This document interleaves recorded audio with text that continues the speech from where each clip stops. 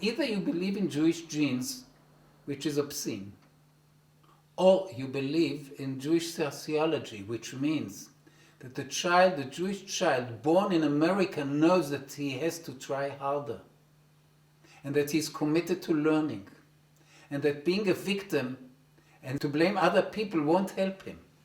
So there is a Jewish way of raising children to excellence. The majority of Jews that won the Nobel Prizes were not in any way connected to Judaism, not Orthodox. No, they were sociologically Jewish.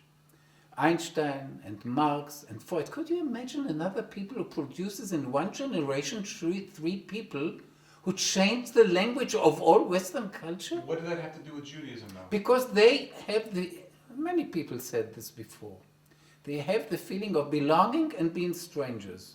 So they look at society from the outside, knowing it's better than all the people who belong to this society.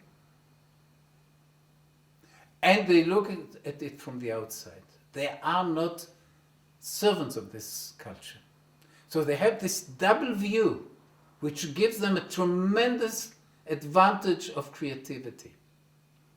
So we pay a lot for being strangers, but we have also the benefits of being strangers. This is a culture which nourishes this kind of a view, which says... Freud and Einstein did not grow up in that culture. First of all, Freud had a father with a streimel, with a beard, whom he resented, against whom he revolted, who explains a great part of his psychology. What I mean? And he was persecuted by the Germans. And he escaped the Gestapo very narrowly. In other words, he shared the Jewish fate. In other words, these Nobel Prizes are created by the Jewish fate and the way Jews react to this fate. Especially, not by money, also by money.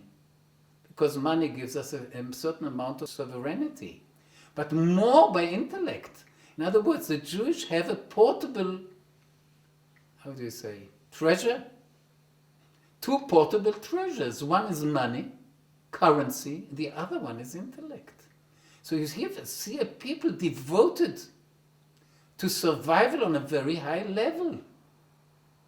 You should be proud of belonging to a people who produced these three people, who none of them was religious in the regular term.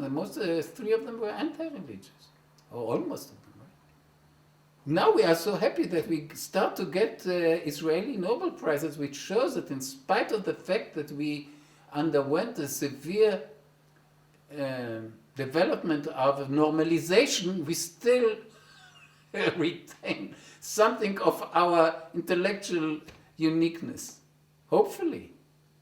But this is a very great test for the Jewish state, to be able to be normal and different.